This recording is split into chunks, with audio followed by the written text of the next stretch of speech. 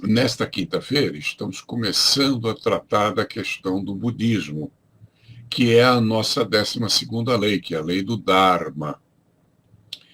Muito bem, eu vou comentando, daqui a pouco eu abro para vocês fazerem suas observações.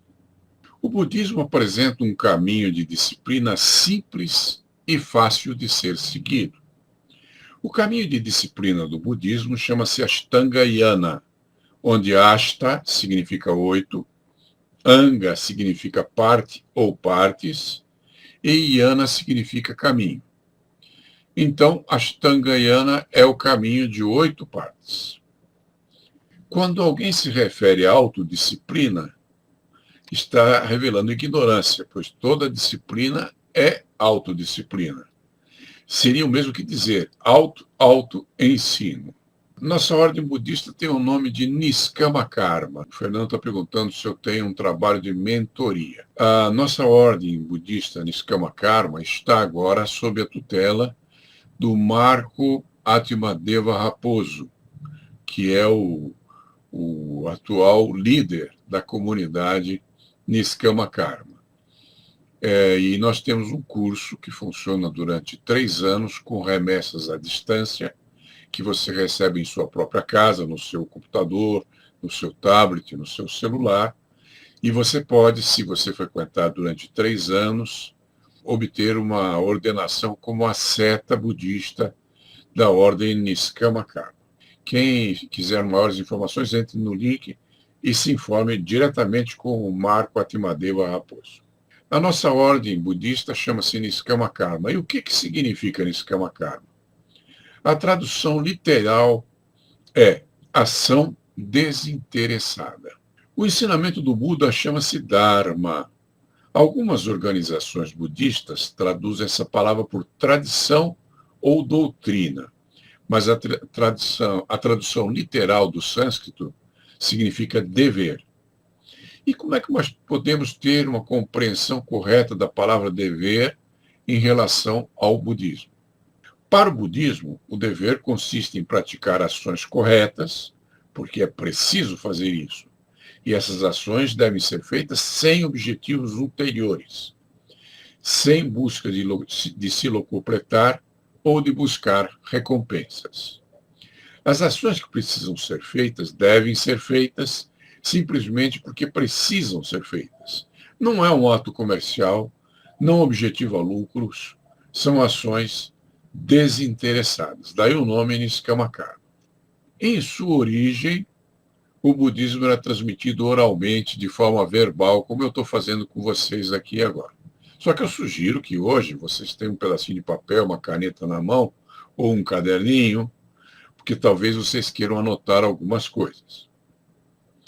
Passou-se um bom tempo depois da morte de Buda, antes que seus seguidores transformassem seus ensinamentos em textos. Esses textos são denominados sutras, no idioma sânscrito, ou sutta, no idioma pali.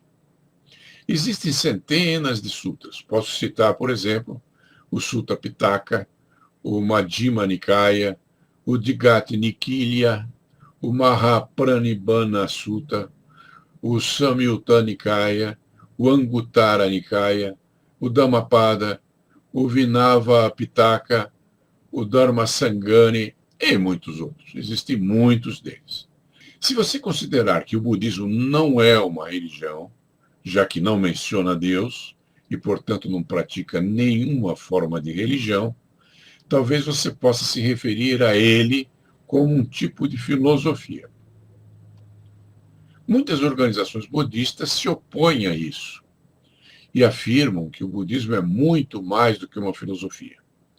Mas se você considerar a palavra filosofia, que vem do grego philos, que quer dizer amor, e sophos, que quer dizer sabedoria, então filosofia é o amor pela sabedoria. E para mim, essa é uma definição suficiente para o budismo que eu pratico.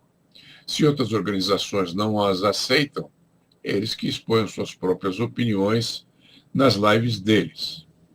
Bom, sempre lembrando que todas as pessoas que seguem os ensinamentos que eu passo aqui nestas lives sabem que eu defino o amor como um verbo e não como um substantivo. Já que para existir o amor, é preciso que se pratique o ato de amar, que é um verbo. Se você não ama, não existe amor para você. Não há interesse em meras palavras, o que importa são as ações que se originam dessas palavras. Daí tenho o costume de dizer que sem ação não há realização. Então, o que eu espero de alguém que me ouve falando essas coisas que estou falando aqui? Que essas pessoas procurem aprender alguma coisa do que está sendo dito e que depois transforme essas coisas que foram ensinadas em atitudes e ações. Aí sim, terei cumprido o meu objetivo aqui nesta live. E se sem ação não há realização, sendo filosofia, o amor pela sabedoria, a filosofia só existe quando transformada em atitudes e ações, quando praticada, quando posta em ação. E o que significa agir em termos de budismo? Para isso é preciso inicialmente entender o Dharma. E o Dharma literalmente significa dever. Gostaria que você entendesse que dever é diferente de obrigação. Obrigação é sempre imposto de fora. Dever brota de dentro de você. E se você seguiu a minha dica de pegar um pedacinho de papel, um caderninho, uma caneta, tem uma frase aqui que você pode anotar. Ela diz o seguinte: tudo que é imposto é perecível, apenas o que brota é eterno. Eu vou repetir. Pegou o caderninho aí, a caneta? Então eu vou repetir. Tudo que é imposto é perecível, apenas o que brota é eterno. Se você memorizar essa frase e puser em prática, já valeu a pena. E é por isso que eu sou contra rituais e aprovo apenas a prática do budismo. A prática rasa, fundamentada nas 4 nobres verdades e na senda reta dos 8 caminhos que eu vou ensinar a vocês. A prática do budismo consiste em ascetismo. Por isso que o praticante do budismo é um asceta, não um monge. Você vai conhecer, no decorrer da sua vida, vários monges budistas, porque existem entidades budistas que são registradas no Brasil como religiões budistas e formam esses monges. Merecem todo o nosso respeito. Alguns deles são bastante cultos, são pessoas interessantes de se conhecer, e quando eles têm uma boa, como se diz, postura diante do budismo, são companheiros agradáveis e têm muita sabedoria para compartilhar com a gente. Mas é preciso entender o que é ascetismo. Devido à influência do cristianismo, as pessoas confundem o ascetismo com práticas de autopunição, autoflagelação, castigos autoimpostos, privações e coisas do tipo. Então eles pensam que isso seja o ascetismo no budismo. Não é. Mesmo que alguns santos do cristianismo tenham se autoflagelado, mesmo que entre o hinduísmo existam os faquires que durmam em camas feitas de pregos, esse tipo de prática para o budismo não é ascetismo. O que é ascetismo para o budismo? O ascetismo é, antes de tudo, para o budista, uma atitude que se transforma em ações. Lembre-se da frase que você. Lembra-se dessa frase que você acabou de anotar? Tudo o que é imposto é perecível, apenas o que brota é eterno. Talvez você se lembre do ensinamento budista sobre a lei da impermanência e esteja pensando: bem, se o ascetismo é uma atitude que brota de mim, então não é eterno, porque eu sou perecível e minhas práticas ascéticas morrem comigo. Mas você se engana se você pensa assim. Lembre-se que eu disse que o budismo só existe quando é praticado, que o amor é uma atitude ou ação, um verbo e não um substantivo, que sem ação não existe realização. Ao viver o budismo, quando você vive o budismo, Através de suas atitudes e ações, você está dando exemplo ao mundo, como fez o Buda. E seu exemplo é o seu legado. O provérbio romano diz: exemplum docet. O exemplo ensina. Suas atitudes e ações são o seu legado ao mundo e vão ser preservadas e multiplicadas por seus seguidores, pelas pessoas que veem o teu exemplo, a sua atitude, as ações que você faz e resolvem, digamos assim, duplicar aquilo que você está fazendo. Eles se exercitam dentro da prática do budismo baseado no seu exemplo, nas suas atitudes e nas suas ações. Quando o Buda atingiu a iluminação, ele se encontrou com 5 de seus amigos, antigos colegas, que, como ele, se dedicavam a privações severas, seguindo os ensinamentos de outros mestres do espiritualismo oriental. Quando eles souberam que, depois de 40 dias de meditação, o Buda tinha se alimentado, isso os revoltou, pois consideravam que o ascetismo consistia em privações e em mortificar o próprio corpo. Eles tinham aquela crença do ascetismo, que não é a nossa atitude budista sobre o ascetismo. Mas Buda lhes ensinou que o verdadeiro ascetismo consistia na prática do viveka. Em sânscrito, viveka significa desapego.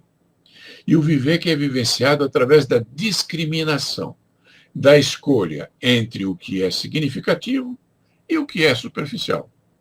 Então, toda vez que você se vê diante de uma bifurcação no seu caminho, toda vez que você tem pelo menos uma opção a mais do que aquela que você está acostumado a frequentar, então você tem que discernir se você prossegue no caminho antigo ou se você adota um caminho novo. Sempre é uma escolha. Então, viveka é exatamente isso. A capacidade de você escolher. Só que essa capacidade de escolher tem tudo a ver com desapego. Com você ter uma atitude que seja mais abrangente, que não seja assim, como se você tivesse tapa-olhos que te impedissem de ver o caminho como ele realmente é. E aí você fazendo o viveka, praticando a discriminação, que é o desapego das coisas que você sabe, para que surjam oportunidades para coisas novas que você está aprendendo. Então, você faz uma escolha entre o que é significativo e o que é superficial. Muito bem. E o que é significativo e o que é superficial? Para entender isso, é preciso saber um pouquinho mais sobre o que é ascetismo. Ascetismo consiste principalmente em fazer o que precisa ser feito, que é o nome do Dharma. Dharma se chama dever. E você já aprendeu comigo hoje que dever não é obrigação.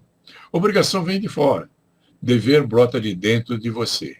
E você também aprendeu que tudo que é obrigatório, tudo que é imperativo, perece e desaparece.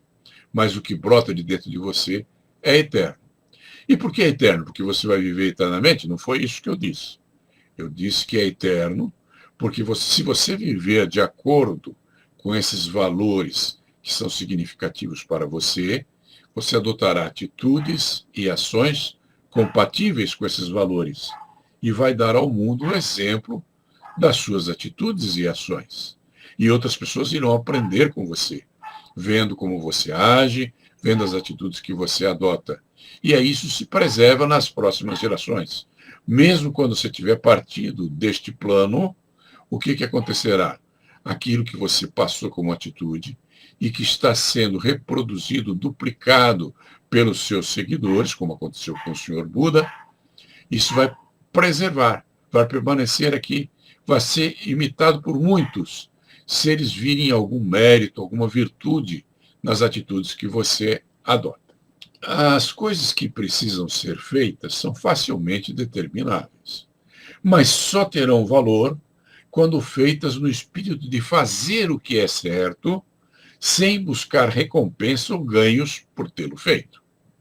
Se você quer fazer trocas, se você é um comerciante de atitudes e ações, se você só se comporta porque alguém está vendo você, se você só faz as coisas direito porque alguém está fiscalizando, se você só faz suas obrigações porque alguém te obriga, então a tua vida não tem valor algum, você não tem mérito, você ainda não encontrou a tua missão nesta vida.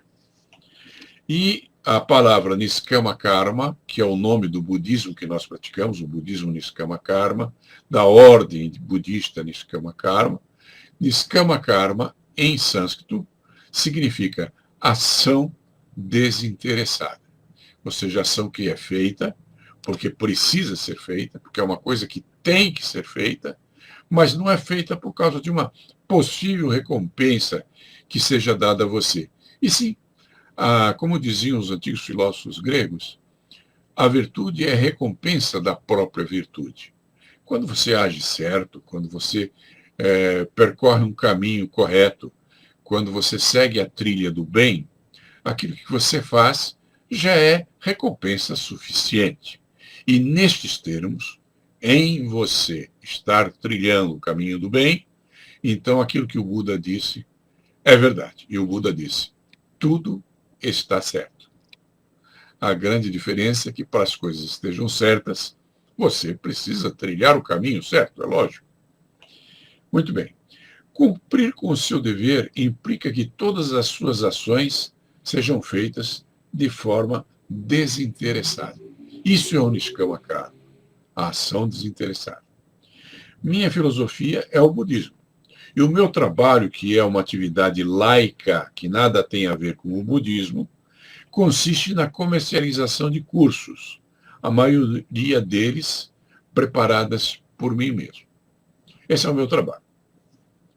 É óbvio que em minhas atividades laicas eu cobro o preço que eu acho justo por esses cursos. Então entenda bem, se você não sabe o que é laico, laico são as atividades e atitudes que você pratica alheias às suas crenças e religiosidade. Então, embora eu tenha uma filosofia budista, eu tenho atividades laicas que eu faço para sobreviver, para sustentar minha casa, para sustentar minha família. Então, atividades laicas são aquelas atividades que você exerce e que nada tem a ver com as suas crenças e religiosidade. Só que eu faço dois tipos de atividade. Eu faço atividade laica, que é o que me dá o meu sustento, e também faço atividades que têm um cunho espiritual. E gosto muito de fazer isso. O Fernando Sedano pergunta se o Niskama Karma tem uma ligação íntima com o transformacionalismo. Sim, tem. Na realidade, o budismo Niskama Karma é um budismo transformacionalista. Ele tem a função precípua, a função mais importante, de ajudar as pessoas a transformarem suas próprias vidas. É muito interessante, vale a pena vocês experimentarem. Aí o Erilson nos diz, a situação atual em que o mundo está passando, em especial o Brasil, tem me mostrado o que deve ser realmente essencial. Antes, o que eu achava que era essencial não era. E o que eu achava que não era essencial é, de fato. Existe um conceito que é chamado pirâmide de Maslow, que foi um cidadão que criou uma pirâmide de necessidades básicas. A necessidade mais básica é você nutrir o seu corpo, comer, dormir, descansar. Depois que essa necessidade é suprida, vêm as necessidades mais elevadas. E a tal ponto isso é verdadeiro que muito antes de Maslow, teve um pensador na Índia, o Vivekananda, e ele dizia, o homem que sente fome não pensa em Deus. Era a frase do Vivekananda. Com isso ele quis dizer que ninguém pensa em Deus quando você tem fome? Não. É claro que se você tem uma crença, você vai orar pedindo uma solução para o teu problema, que a tua fome seja saciada. Mas isso é um pedido, não é um interesse em Deus, não é exatamente uma crença profunda na presença de Deus. É apenas uma necessidade premente, e como você não tem de onde tirar suas soluções, você se volta àquilo que você possa dispor, segundo as suas crenças. Né? E voltando a Maslow, se a base da pirâmide são as necessidades físicas mais fundamentais, É óbvio que depois que essas necessidades são supridas, aí você vai pensar no seu lazer, vai pensar na sua cultura, vai pensar no seu desenvolvimento profissional, vai pensar na sua espiritualidade. E são consequências de que as coisas estejam funcionando nos níveis mais básicos, para que você se disponha e tenha tempo e disposição e vontade para se dedicar às atitudes que exigem mais de você. Então, o Erilson tem razão. Com a crise que nós estamos passando no Brasil, muito daquilo que antes eram os nossos objetivos, agora estão um pouco postergados. A gente precisa sobreviver. E considerando que a Covid um dia vai acabar, tenhamos esperança, nesse momento, talvez muitos de vocês estejam desempregados. E aí a vida vai ficar difícil. Como eu sou um pequeno empresário, bota pequeno nisso. Então, eu mando no meu nariz, eu trabalho por minha própria conta e vou sobrevivendo aos trancos e barrancos, ou até com alguma fluência, porque me esforço bastante, eu trabalho bastante, tá? Mas é óbvio que aqui na quarentena, desde fevereiro que eu não saio de casa, porque eu sou do grupo de risco, até para cortar o cabelo, eu estava com um cabelo que parecia o, como é que chama aquele carinha lá? O urtigão. Aí eu consegui pela internet comprar uma máquina de cortar cabelo e cortei o cabelo. Mas eu tenho uns vizinhos meus aqui que estão parecendo uns monstrengos de exposição de culinária persa. Eita, porque eles não têm a tal máquina para cortar o cabelo, né? Bom, então a gente tem que se adequar às necessidades segundo essa pirâmide de necessidades de Maslow. Tenhamos nós ciência de que ela exista ou não, a grande questão é que, à medida que o mundo, de alguma forma, cria novas necessidades, temos que nos adequar a elas. Ok?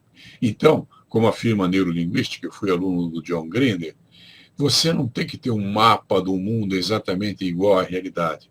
Porque, como diz o budismo, tudo muda. A única lei imutável do universo é que tudo muda.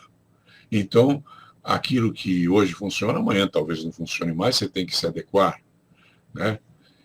Por exemplo, quem é que pensava num telefone que pudesse permitir a você ver a cara da pessoa que você ama e, mesmo estando em quarentena, conversar com uma pessoa que está em outra cidade? Isso é coisa do Jet Jetson lá, eu nunca lembro o nome desses caras, mas daquele personagem da história em quadrinho. Isso é o mundo do futuro. E nós já estamos vivendo essa realidade. Há 20 anos atrás, essa realidade não existia. Então, o que vai haver no futuro? Não faço ideia. Talvez aquela máquina de teletransporte do homem-mosca. Como é que eu vou saber? Eu não vou estar aqui, que eu sou velho. Mas vocês talvez estejam, e aí vocês me contam. Se é que a gente vai se ver do lado de lá. Bom, aqui ele diz, o Carlos, grande mestre, sabemos que todo sofrimento tem uma origem, é verdade.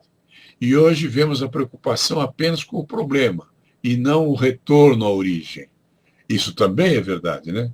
Mas considere o seguinte, se você tem uma vida normal, está tudo indo bem, de repente você sente uma dor de dente, a vida deixou de ser normal, né? E você quer retornar à origem em que aquele dente não doa mais.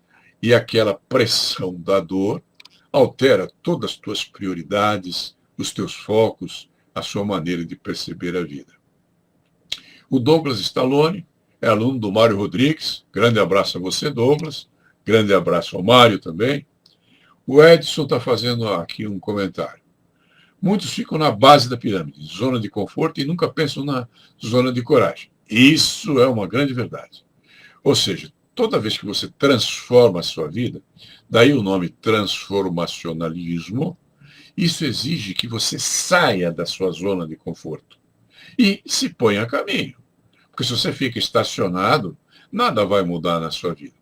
Então, toda transformação, toda inovação em sua vida, toda a utilização possível de novos recursos exigem que você saia da sua zona de conforto. É óbvio, ok? E o Mário, bom, Fernando Sedano diz, o transformacionalismo, como diz o seu próprio nome, nos auxilia a passar por esta fase de transformação através de lições práticas. É isso? Sim. Transformacionalismo é um curso que nós temos, em que você não precisa sair da tua casa, você recebe no teu celular, você recebe no seu tablet ou no seu computador, estuda em casa, e ele te passa informações sobre as 5 áreas mais importantes da sua vida e estratégias de como você possa lidar com essas situações e sair-se bem. Tá? Tem ajudado muita gente. Eu recebo centenas de depoimentos. O Mário Rodrigues está comentando. Com essa crise, o ser humano se voltou mais para Deus. Sim, mas não no sentido correto. Não é que a pessoa esteja buscando a Deus porque Deus seja a resposta que ela esteja procurando. Não. Ele está recorrendo a Deus porque ele não tem mais por onde fazer nada. Ele já não tem mais um gato para puxar pelo rabo. E isso é ruim, né? Porque Deus, embora ele nos sirva, ele de fato nos dê as condições para que a gente tenha uma vida boa, agradável, construtiva e reta, na realidade a função de Deus não é nos servir, ok? A nossa função seria servir a Deus. Então, a busca de Deus num período de abundância em que você esteja bem é interessante.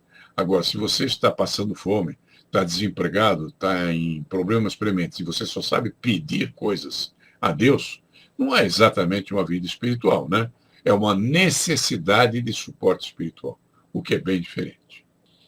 Eu tenho vários cursos na internet, eu sou um empresário que ministro cursos pela internet. E faço isso porque eu já previa muito tempo atrás que o futuro é a internet, né? Eu sou de um tempo que não havia Orkut, não havia nada disso que nós conhecemos hoje. Eu estou na internet desde que ela surgiu no Brasil, foi trazida para cá por um cidadão chamado Mandic, muito antes de vocês nascerem, inclusive a maioria de vocês, pelo menos. Então, eu venho tentando aprender a lidar com a internet desde então. Não que eu tenha conseguido muito, não, mas me esforço, me dedico. Então, eu estou me preparando de uma forma adequada para sobreviver nestes tempos de pandemia. E tenho sobrevivido. Estou até aumentando de peso, porque não dá para caminhar mais, só se come, não se anda, né? Bom, então, voltando para cá. Entre os cursos que eu ministro, alguns deles ensinam pessoas a ganhar dinheiro, a obter segurança financeira, criando empreendimentos, ou até jogando pôquer, por exemplo, que é considerado um esporte da mente perfeitamente legal no Brasil. Por esses cursos voltados à sobrevivência laica, já expliquei hoje o que era laico, eu cobro o preço que acho justo e que é proporcional aos ganhos que podem trazer a essas pessoas. Mas também eu tenho outras espécies de cursos, como o curso de budismo, o curso de transformacionalismo, o curso da gratidão e o curso da Igreja da Ciência Divina. E para esses cursos, eu adoto o Niskama Karma, a ação desinteressada. Ou seja, eu pratico a equidade e recebo apenas doações proporcionais aos ganhos dessas pessoas. Eu não imponho um preço fixo. Então, note que há uma diferença entre as atividades laicas, que são feitas para você sustentar a sua família, e as atividades de ordem espiritual, de ordem mental, enfim, de ordem social, em que você pode disponibilizar o servir para as pessoas que estão próximas a você e você não precisa impor um preço escorchante nesse tipo de prestação de serviço que você faz com a intenção do bem e do caminho reto. Muito bem. O verdadeiro sentido do ascetismo, perceba bem, ascetismo, que é a prática das pessoas que se tornam ascetas, é praticar o Niskama Karma, que significa fazer o que precisa ser feito, isso é dever, isso é dharma, só que sem ficar de olho no que você vai ganhar em troca daquilo que você está fazendo. Cumpra seu dever, mas permita que cada ação seja completamente desinteressada. Quando você o fizer, você estará no caminho ideal. Cito como exemplo, este mês, por exemplo, uma menina se inscreveu em meu curso da Igreja da Ciência Divina e enviou uma doação de R$ 21 apenas. Bom, A doação de equidade fundamenta-se em 10% do que a pessoa ganha no decorrer de um mês. Descontada a taxa que a empresa PagSeguro me cobra para intermediar essa transação, eu recebi apenas R$19,40. E mesmo assim, eu enviei para essa mocinha o nosso curso da Igreja da Ciência Divina. Por quê? Porque é a ação desinteressada. Se eu vou ficar pensando em ganhar dinheiro para poder enviar esse curso da igreja, eu não estou praticando o Niskama Karma. Então eu me atenho ao Niskama Karma em relação a esse produto, que é um produto de natureza espiritual, e o que ela me enviar está tudo certo, porque é um assunto entre ela e a moral dela, a ética dela, o Deus dela. Não tem nada a ver comigo. Eu simplesmente intermedio, não pergunto, e atendo ela tão bem quanto qualquer outra pessoa que tenha enviado uma contribuição de valor melhor. Não perguntei a ela se ela ganha apenas R$210 ao mês, já que 10% seria R$21, ou porque ela contribuiu com tão pouco. Eu faço esse trabalho através do Niskama Karma. Não preciso saber desses detalhes. Esses detalhes nada têm a ver com o que eu faço. Então, estão compreendendo a noção do que é Niskama Karma? As ações que precisam ser feitas devem ser feitas simplesmente porque precisam ser feitas. Não é um ato comercial, não objetiva lucro, são ações desinteressadas. Pense na mãe que cuida de um filho, no pai que cuida de um filho. Ele o faz porque sente amor por essas criaturinhas. E o faz não objetivando pensar, bom, eu vou cuidar bem desse moleque aqui, porque daqui a 50 anos eu estou velhão e ele vai me sustentar. Não é esse o objetivo, ok? Eu conheço, inclusive, senhoras que, quando perdem o marido, ficam viúvas, continuam morando na mesma casa, não incomodam os filhos e não querem saber de viver numa casa onde vai atrapalhar a nora, o filho e etc. Elas gostam de ter a vida delas. Então, você fazer por amor, praticar uma ação desinteressada, dá um outro valor à sua vida, né? E se você faz por fazer, você não faz nada direito. Agora, se você faz com carinho e amor, você está sempre revisando aquilo que você fez no sentido de aprimorar, de sair da sua zona de conforto e de fazer cada vez melhor, né? E nesse caso você cresce, você tem uma maior possibilidade de sucesso, até porque a palavra sucesso vem do latim, sucedere, e significa o que vem depois, né? Então, se você cuida bem da tua plantação hoje, a tua colheita de amanhã, com certeza será bem melhor do que se você não cuidasse da sua plantação hoje. Bom, ascetismo é sinônimo de disciplina. Olha que interessante. Ensinar algo a si mesmo. Eu sempre disse a vocês o que é a palavra disciplina. Mencionei isso na última live, inclusive. A disciplina vem de disciplinare, e significa ensinar algo a si mesmo. Não é surrar um filho, botar alguém de castigo, não é o nome de uma matéria da faculdade. Disciplina é uma atitude que você utiliza para ensinar algo a você mesmo. Eu fui aluno do John Grinder e ele dizia, ninguém ensina nada a ninguém. Não existe aquele que ensina, existe aquele que aprende. É claro que eu fui professor há muitos anos, então ser professor é você apontar um caminho a ser seguido. Se a pessoa vai seguir ou não o caminho que você aponta, isso é um atributo dela, isso é ela que decide, você não pode impor. Agora, lembrando da frasezinha que você anotou hoje, tudo que é imposto é perecível, apenas o que brota é eterno. Então, se você for aluno de alguém, de um mentor, de um professor, de um líder, que te passe uma verdade que você julgue de bom alvitre, e se você puser isso em prática, o mérito é todo seu, meu querido, tá? Ninguém tem mérito maior do que aquele que você tem quando você transforma conhecimento em atitudes e ações. E aí você troca o conhecimento, que é uma coisa sem valor, por algo que tem valor, que é sabedoria. O saber só existe quando você põe em prática o conhecimento. No momento que você põe em prática, você tem a convicção. a certeza de que aquilo que você está praticando tem uma finalidade útil. Você comprovou isso na prática. Então, você sabe. E o saber é que dá origem à sabedoria.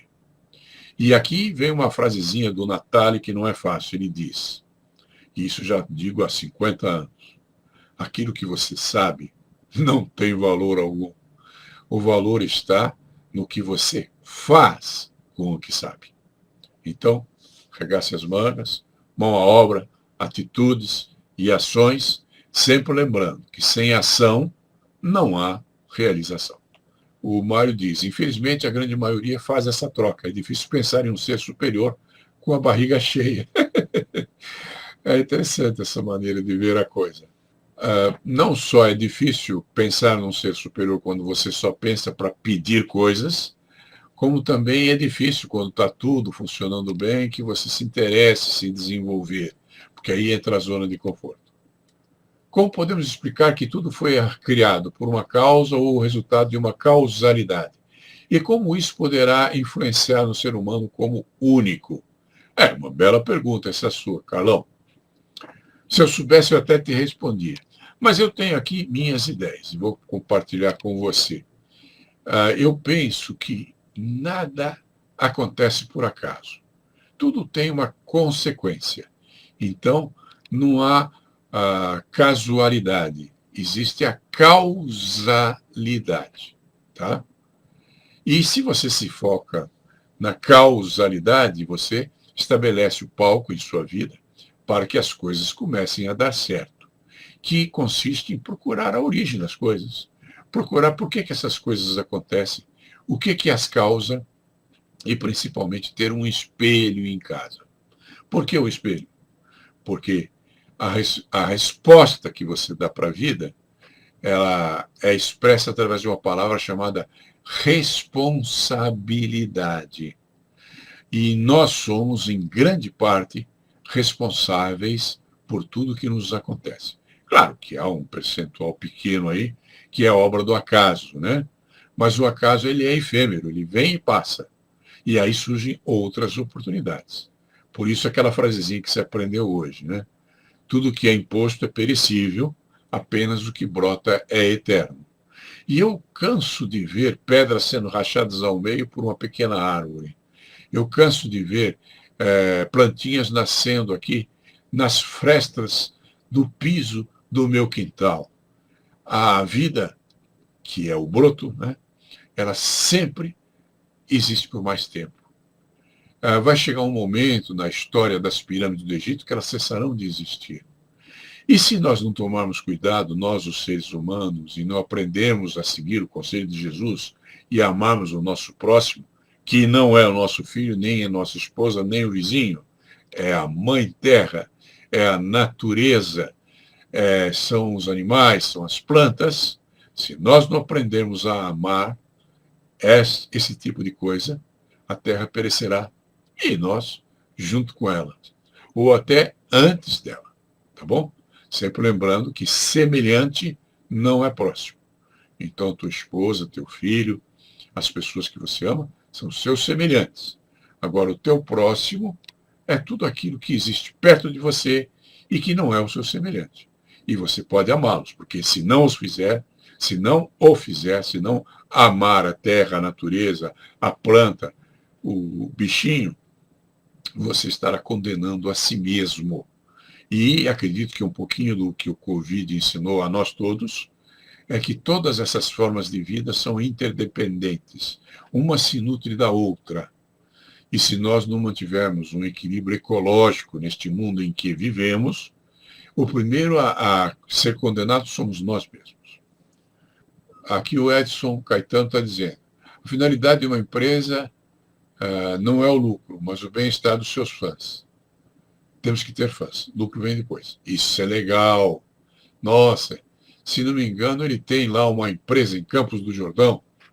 E se ele atende assim tão bem as pessoas que recorrem à empresa dele, como é expresso nesta frase, é um prazer ser cliente do Edson. Bom, então, se ascetismo é sinônimo de disciplina, ensinar algo a si mesmo é Disciplina. E ensinar o quê a si mesmo? Ensinar a si mesmo que o que precisa ser feito sem buscar recompensas. Nenhuma recompensa é suficiente. Isso é interessante. Nenhuma recompensa é suficiente. Porque se fosse, você teria hoje aquele patinete que você usou na infância. Você não teria trocado de carro há 2 anos atrás. Porque o primeiro carro que você comprou estaria funcionando até hoje. No entanto, você aspira a ter um carro melhor. E quando você consegue a grana e compra esse carro melhor, ele vai te satisfazer por um tempo e logo depois você já encheu de ter esse carro e já está sonhando com um outro. Verdade ou mentira? Muito bem. Então, se você vive apenas pela busca da recompensa, a recompensa nunca será o suficiente. Aprenda isso. Nenhuma recompensa é suficiente e isto gera sofrimento por causa do apego à recompensa.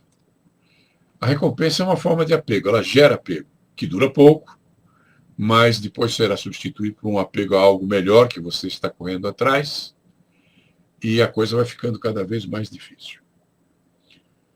Nenhuma recompensa é suficiente e isso gera sofrimento por causa do apego à recompensa. Perceba bem. Se você não tivesse esse apego à recompensa, você faria as coisas que precisam ser feitas. Porque precisam ser feitas, e ponto final. Agora, se você só fica de olho lá no objetivo de ter algum lucro, de ganhar alguma coisa, porque você está fazendo determinado tipo de atitude, ação, trabalho, então a tua recompensa é pequenininha, não é proporcional ao seu esforço. E logo mais você vai querer uma outra realização, uma nova conquista, e aí isso vai ser deixado para trás. Então, encontre um valor real naquilo que você faz e não na recompensa que eventualmente você venha a obter se você cumprir essa ação. E aí tua vida fica mais reta, você tem uma atitude melhor para o viver. Eu disse que nenhuma recompensa é suficiente e isso gera sofrimento por causa do apego à recompensa. Ascetismo, que é o assunto de que estamos falando, que é o assunto do Dharma, nada tem a ver com a mortificação do corpo, com penalizações, com autoflagelação. Você não precisa sofrer para expiar seus pecados. O ascetismo é uma escola da vontade, um ato de heroísmo, pois você faz o que faz porque precisa ser feito. E a única forma de fazer isso é de forma desinteressada, sem estar apenas em busca da recompensa. Observe isso. Quando você descobrir um motivo para a sua vida, para o seu esforço, e quando esse motivo estiver preso na ação em si e não na recompensa possível que você possivelmente poderá vir a ter, aí você tem um bom motivo para viver, aí você encontrou realmente a sua missão de vida. Eu me pergunto, o que é que você faz, o que é que te convence a levantar da cama de manhã? Qual é a motivação? Ou você levanta que nem o Garfield, detestando as segundas-feiras. Então, procure observar isso. Se você tem um motivo para se erguer de manhã, então esse é o motivo que nutre a sua vida. Existiu um psicólogo criador da logoterapia, o Viktor Frankl. Viktor Frankl. E ele costumava fazer uma pergunta para os seus pacientes. Ele era especialista em tratar de pessoas que tentam se suicidar. E ele chegava lá na pessoa que tentou se suicidar, mas não conseguiu. E incompetência existe até nisso. O cara corta os 2 pulsos e não morre. Então ele perguntava para o cara, a primeira coisa que ele perguntava, por que você não se mata? E essa pergunta você me dirá, nossa, que agressividade, ele faz uma pergunta dessa para um suicida? Pois é, ele tinha um método dele, chama-se logoterapia. Mas o objetivo não era incentivar a pessoa a se matar, e sim descobrir quais as razões que ela tinha para permanecer viva. Né? Por que você não se mata? Eu não me mato porque eu tenho minha mãe, eu não me mato porque eu tenho minha esposa, eu não me mato porque tenho a minha filha, eu não me mato porque tem pessoas que dependem de mim. Então, essas razões é que mantêm você vivo. E você sabe responder essa pergunta? Faça essa pergunta a si mesmo. O Viktor Frankl já morreu. Ele não vai perguntar isso a você. Mas você pode se perguntar e descobrir a sua missão de vida. Muito bem. O ascetismo é uma escola da vontade, eu vou contar outra vez. Um ato de heroísmo, pois você faz o que faz porque precisa ser feito. E a única forma de fazer isso é de forma desinteressada, sem estar apenas em busca de recompensa. Portanto, o budismo consiste na prática do niskama karma e não estando meramente em busca de recompensa. É perfeitamente compatível com qualquer prática religiosa. Se você tem uma filosofia de vida que te ajuda a levantar da cama de manhã, que te dá um verdadeiro motivo para você fazer o que você faz, ela é útil para você. E a tua religiosidade, a tua religião, a tua crença em Deus, não atrapalha essa filosofia de vida e nem essa filosofia de vida atrapalha as suas crenças. Você pode ser cristão e budista. Você pode ser, sei lá, hinduísta e budista. Você pode ter religiões e praticar o budismo, porque o budismo, no meu ponto de vista, pelo menos, não é uma religião. É uma maneira de você se tornar, demonstrar amor pela sabedoria. Ok? Portanto, é útil para você. Vamos dar um exemplo sobre isso. Veja bem, você pode ter a religião que quiser e praticar o budismo como filosofia de vida. Vou dar um exemplo sobre isso. Vamos dar um exemplo de um assunto que o brasileiro adora conversar sobre isso. Política. Política internacional.